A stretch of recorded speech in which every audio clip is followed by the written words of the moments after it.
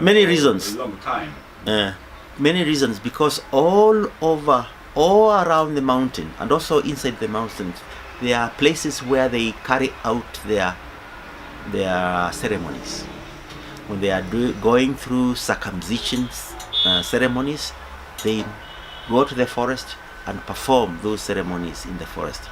But because the forest is so big, the villages around the mountain carry out those ceremonies in particular places all around the mountain.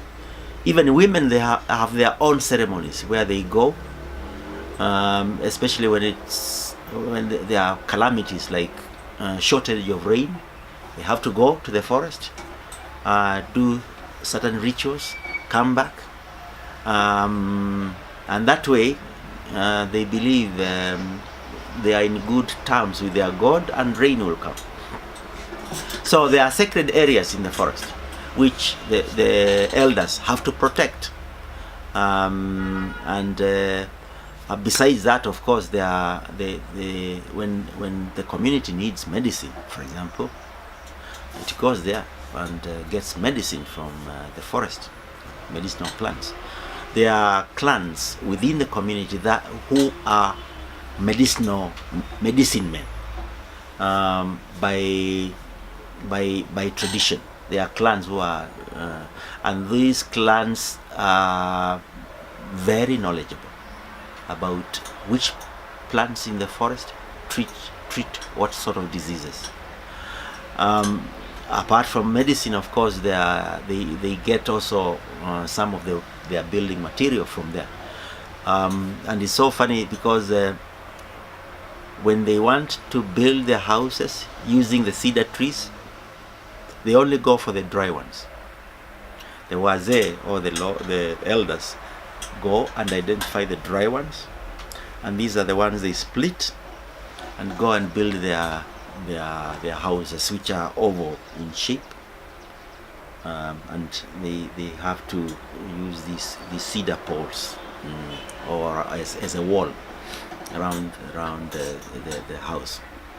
But then they only use the dry ones, not the standing live ones.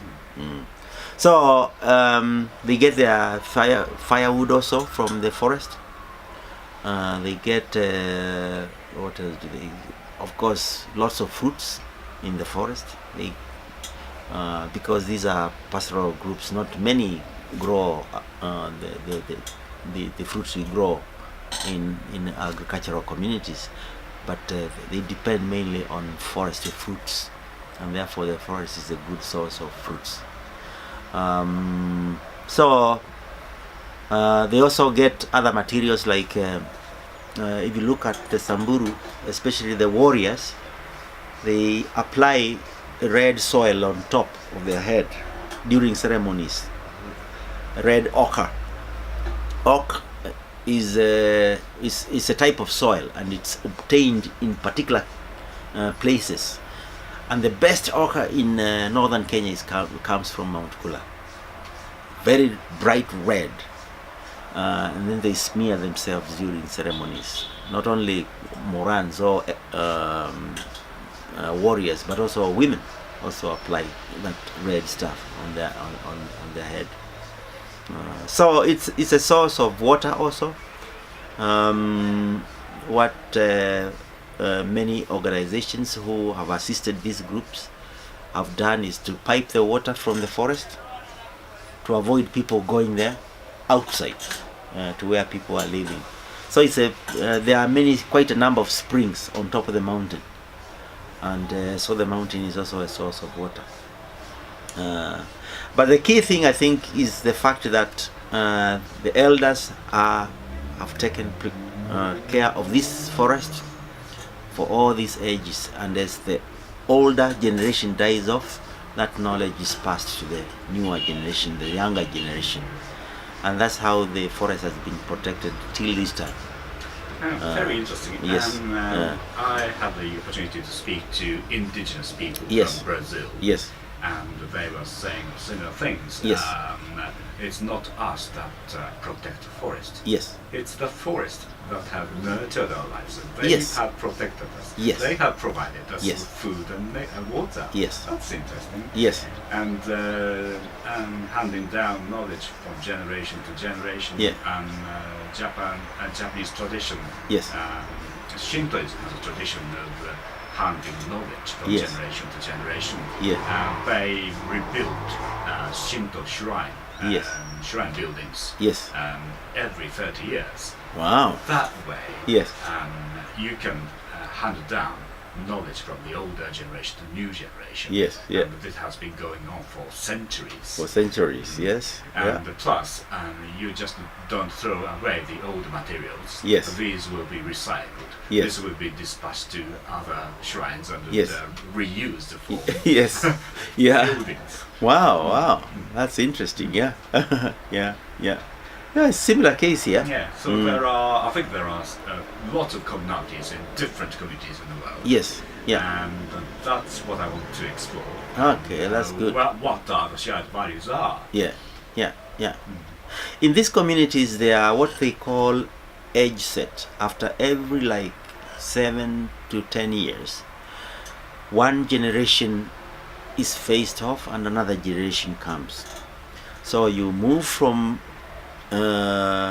what they call moranhood or warriorhood, then you marry and become a young adult. And this movement, this transition from warriorhood or being a boy to a warriorhood and to a young adult lasts 10 years. And that's a generation. And therefore, if you look at these elders meeting together, there are all these generations. The oldest one, the most senior, is given a special position, and that is the person who with the most knowledge and is the one who is most respected. So there is a generation of over 90 years, generation of 80s, generation of 70s, 60s, 50s, and the very, very young ones who are 30s mainly, and 40s. So you have, and they have specific names. These generations have specific names, and the elderly ones are the most respected, and they are the ones who transmit their knowledge to the younger ones, and so forth and so forth and so forth. And it's really, really interesting. And because of the respect the younger people have for the elderly ones, then they cannot go against what the elderly ones say. And the elderly ones are for the environment. They protect the environment. They say, before you do this, these are the steps you need to take before you achieve this. For example, before you build a house in a new place, the elders have to come and assess if this is the right place for you to build. If they see you are interfering with the environment, they show you an alternative place to build.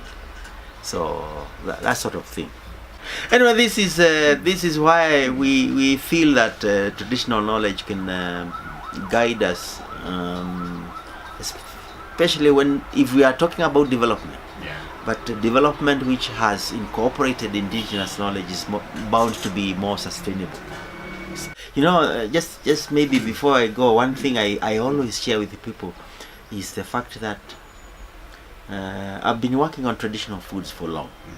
And as I move around, working with local communities, they always show me seeds they have kept, all this. And then what they tell you is, I have kept this seed from my mother, from my uncle, from my whatever, because of A, B, C, D. Because when it was very dry, this is the only seed that survived. Or I have also this seed.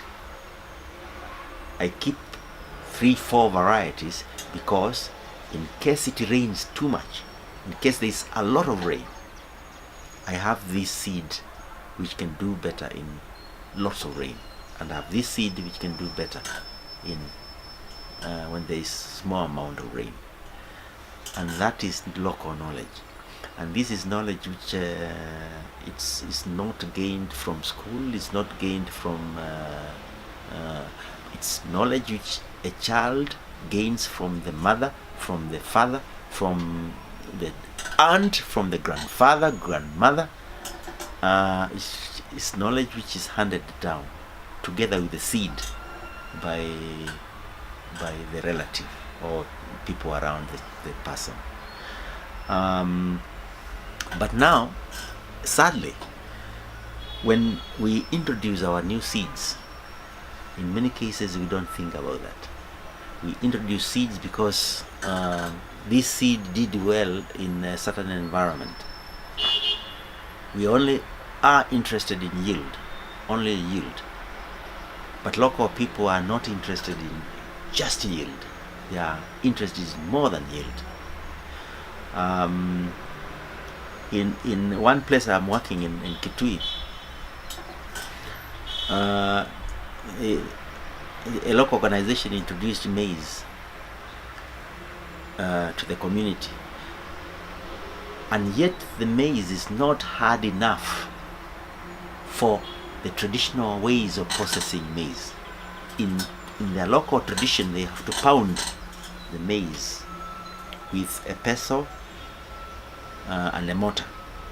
They have to pound the maize, and the maize has to be hard enough to withstand crushing by the pestle, because they are only interested in getting rid of the outer coat. They only want to get rid of the outer coat. So if they pound their traditional maize, the outer coat peels out very well. But if they pound the newly introduced maize like this, it just crashes into flour. And that's really frustrating for the local people when they are processing their food. And therefore we tend to introduce things without due consideration of the traditional ways of maybe processing and the culture which goes into it. And therefore it's you learn a lot as you interact with the local communities, and that's why in some cases we fail when we introduce new things, because they do not fit within the local cultural practices, and therefore they may not be sustainable. They don't last long. Fascinating. Yes. Now scientists and Yes. policymakers Yes. At last Yes. starting to talk about biodiversity. Yes. That, these people have known this Yes, diversity. For long. centuries. For centuries. Millennia. Yes, for millennia. Well, fascinating. Thank you very much, Patrick. Thank you.